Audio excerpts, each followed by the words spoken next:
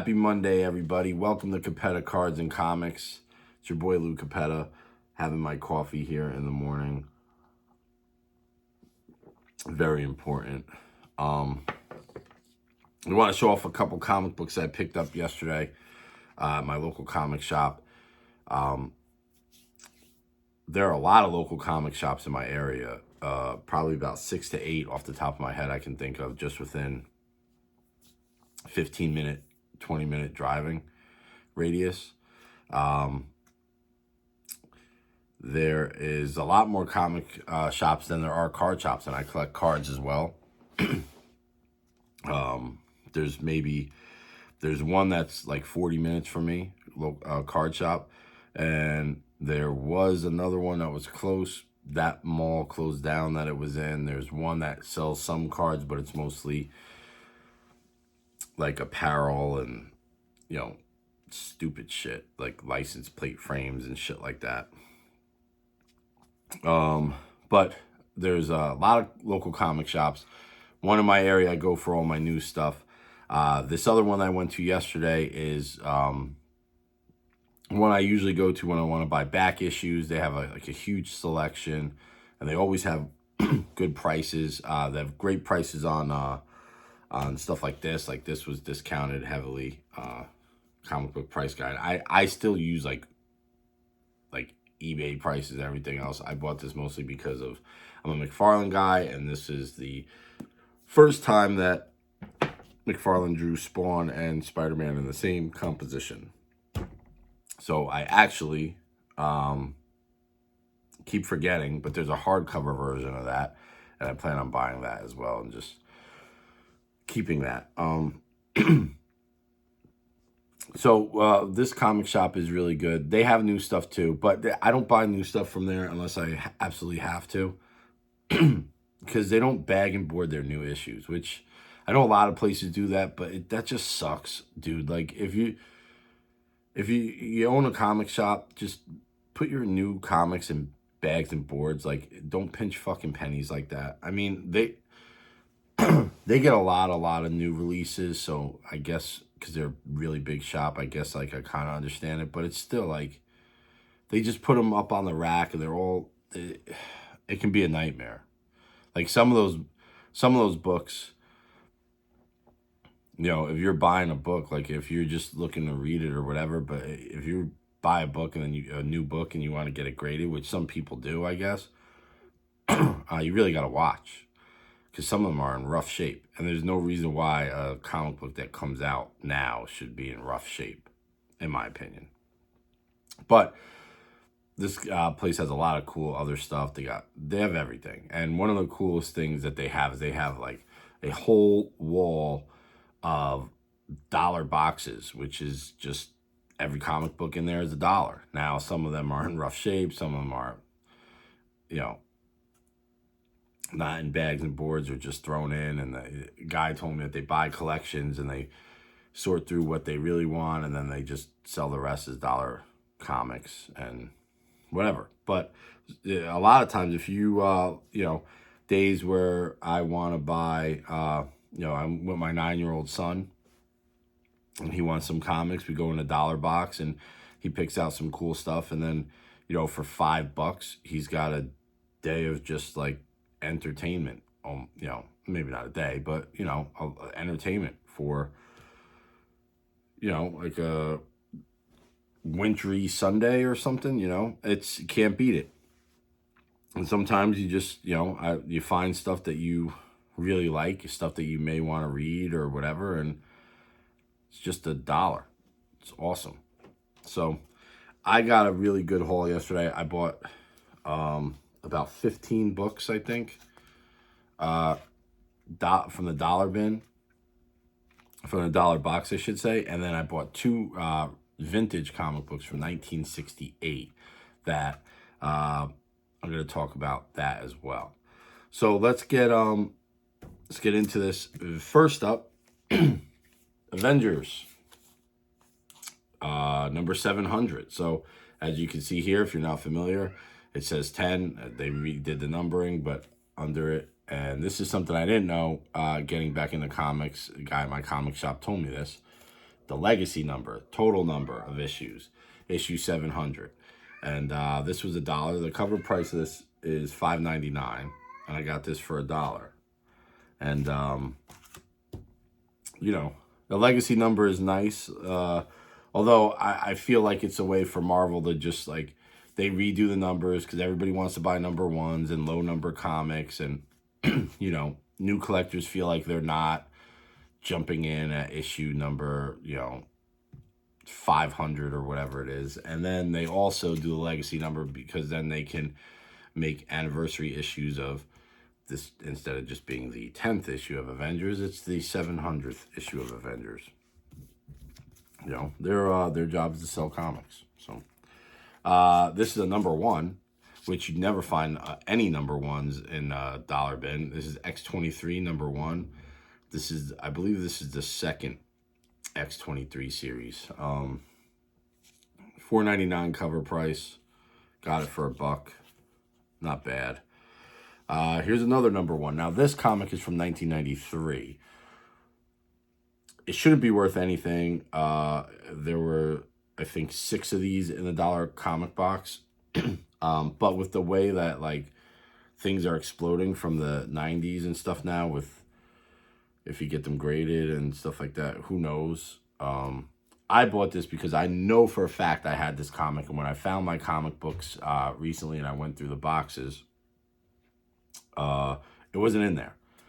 I had both. This is Cable number one from 1993. This is the I don't know if this is the mini series or if this is the regular series, but the other one is a John Romita Jr. cover. I still have that one. I know I had both of them, and as you can see, it's very 90s with the gold foil and everything else like that. And Cable, he was, huge then. So for $1, I picked this back up. Well, now I have it again. I would really love to know where it went, but the comics was sitting in boxes for a long time, and I moved around a lot as a kid and as a young adult. So who knows? The fact that any of them I still have is pretty amazing.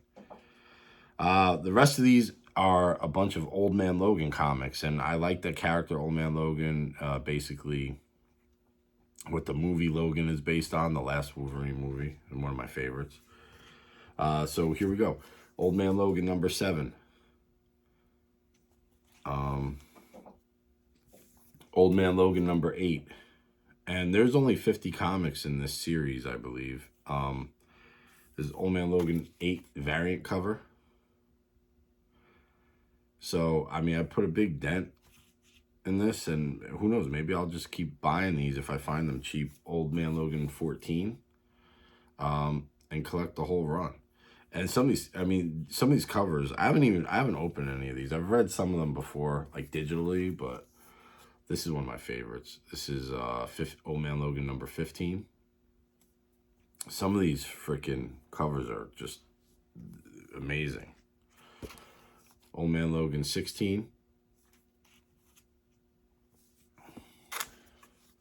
Old Man Logan number 17. Old Man Logan number 18.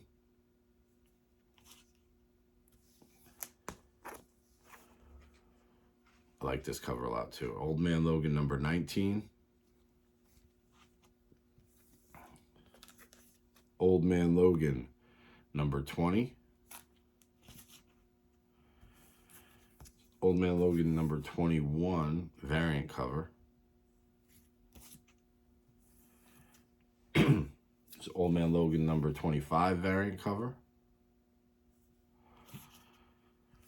Old Man Logan number 30. Old Man Logan number 41. And here's a really cool cover. Old Man Logan number 47. So all those were from the dollar bin. Now, I got both of these comics for $15 a piece. This is Avengers Number 56. This is the first story of how Captain America got frozen.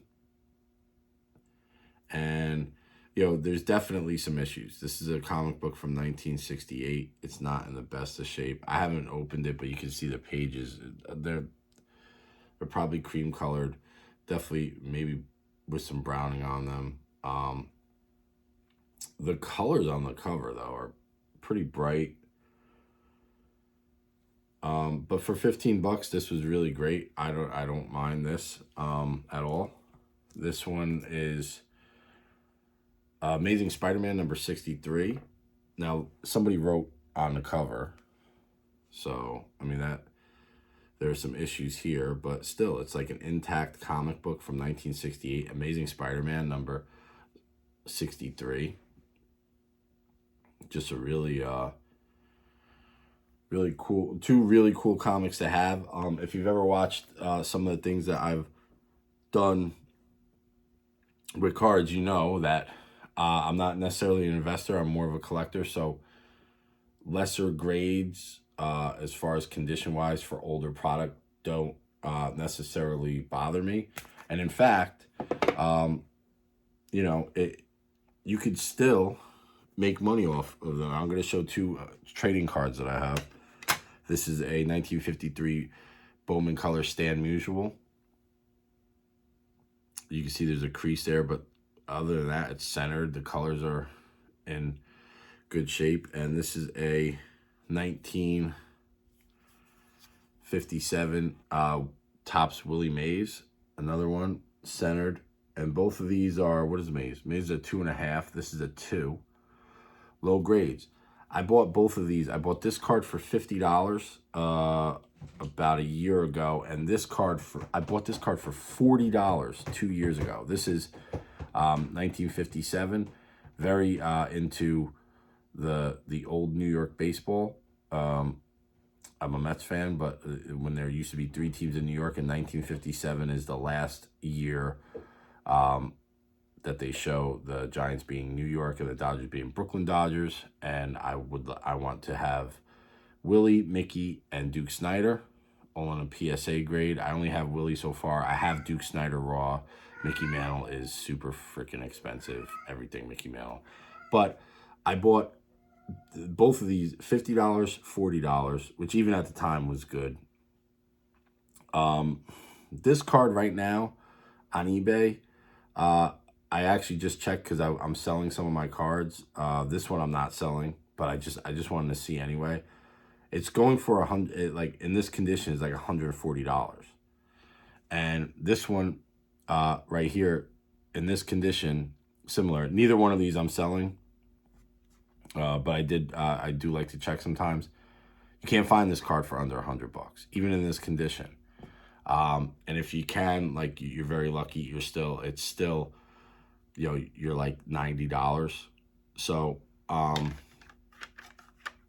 they're not Gem Mint 10 cards, so they're not going to go through the roof. But I did, see some profit off of them if I intended to sell. And the same thing with these comic books. I plan on. I've never submitted to just getting back into it. I haven't done anything CGC. I plan on it.